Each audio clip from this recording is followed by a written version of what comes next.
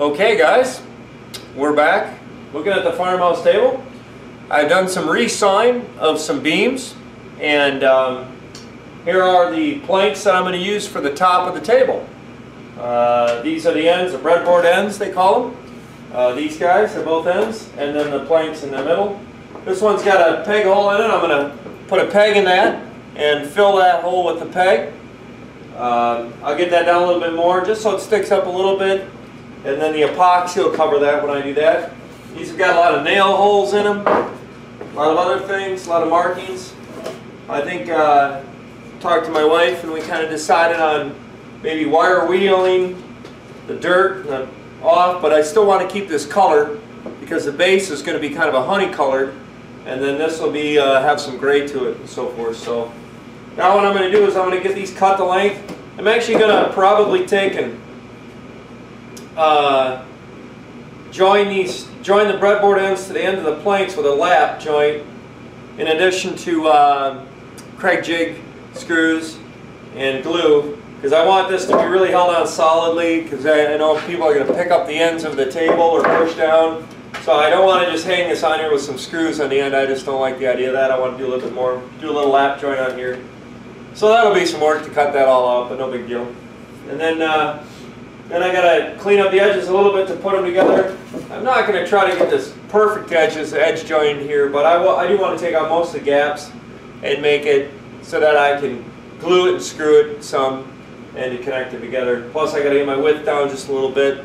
I might end up just over 36 inches. So anyway, so that's the next steps that I have to do on this and get that ready, and I'll show you how that goes as we go along.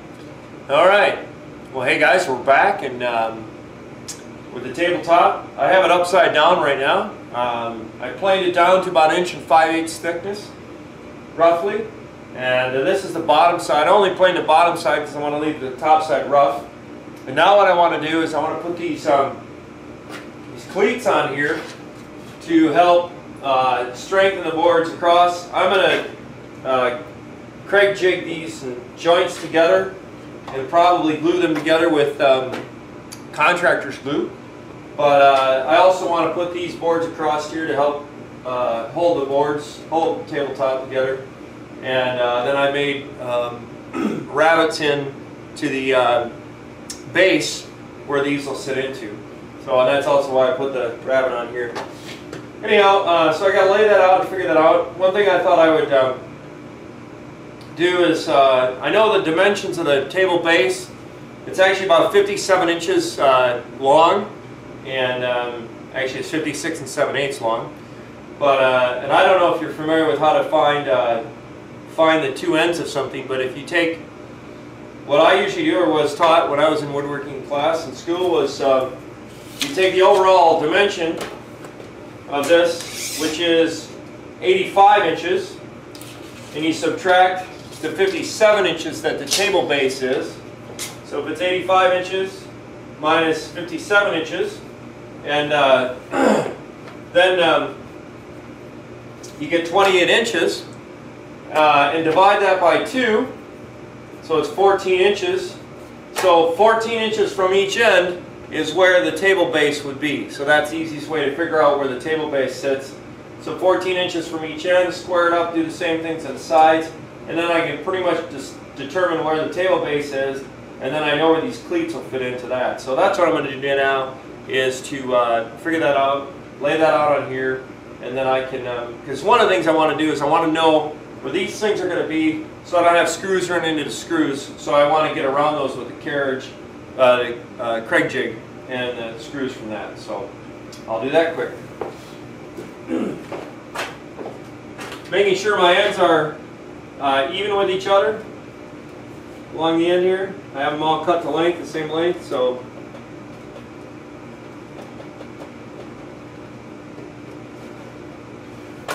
that's good. And then I'm going to put a clamp on here.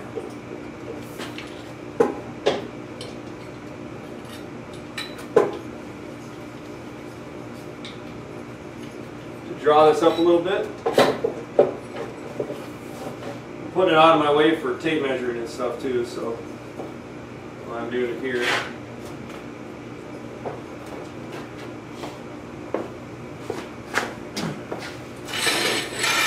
Now, because this farmhouse table is kind of a rustic project, when I get to working on the top side,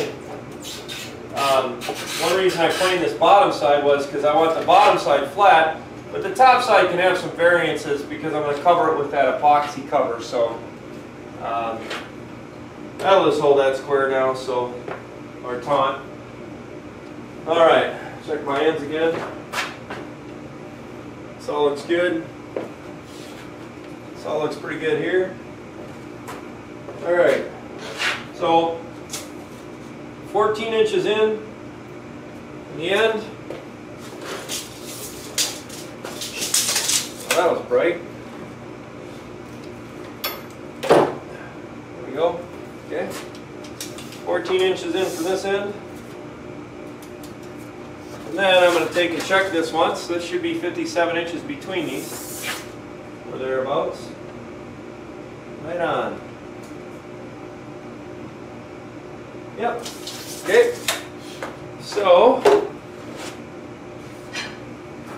take this square here.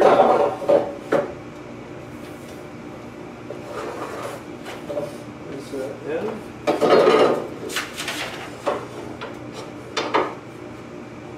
Good old sheetrock square. Can't beat them. Like that. And then I know that I measured these out where these should be from the end of the base.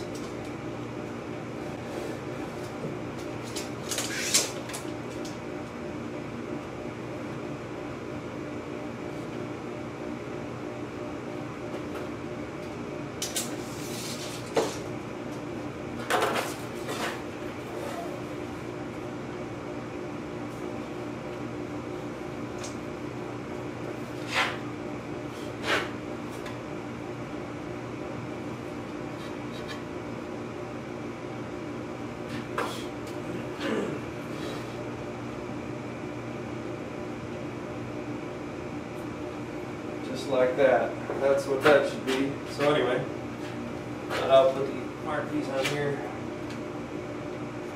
And the other thing you can do to make a more accurate measurement is you can go to the 1 inch mark and mark off of that, as long as you remember to add it on.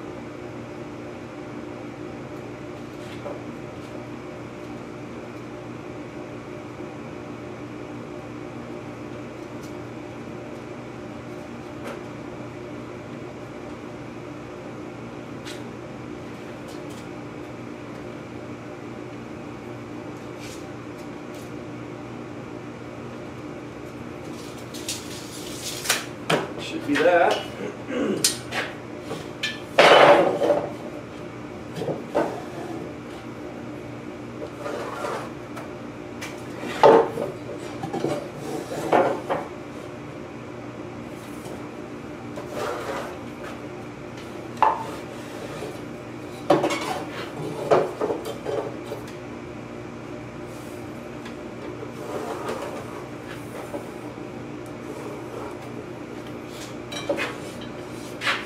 Okay. And these should be on this side of that mark. And now I'm going to check my measures on the other side.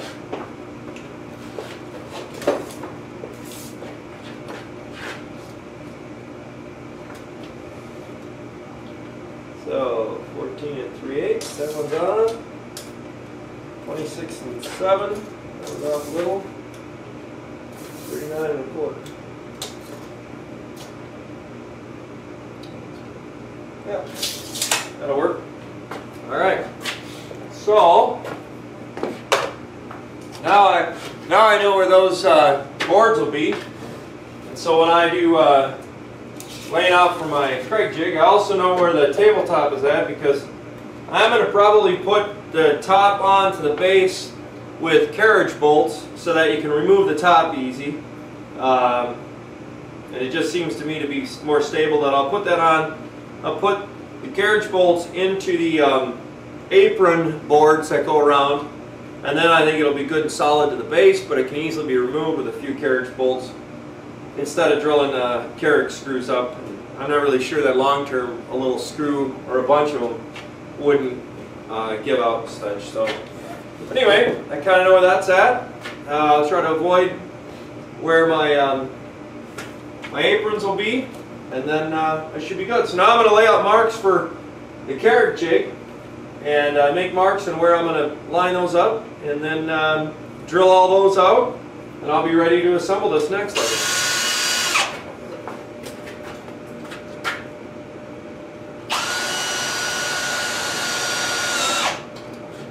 Hey guys, well, I got all the holes drilled for the Craig jig, and now I'm going to go ahead and glue and screw this up.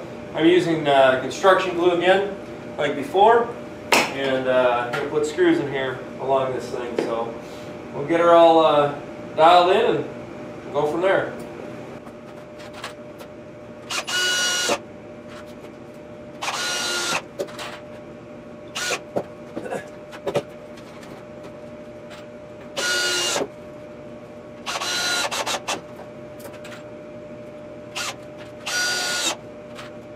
I only have the holes, so that's screws on each side. I don't think I need to screw all the way. So, every 6 inches is right down.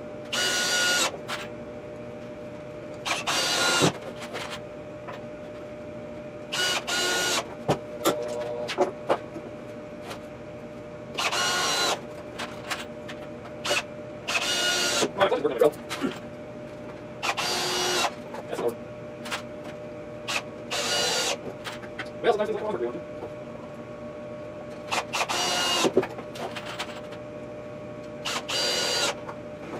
Alright, so that's how we do it. I got to do all the rest, get it done quick, flip it over, and if there's any glue that shows up on the underside, I got to clean it off. So we'll be back after I get her all done.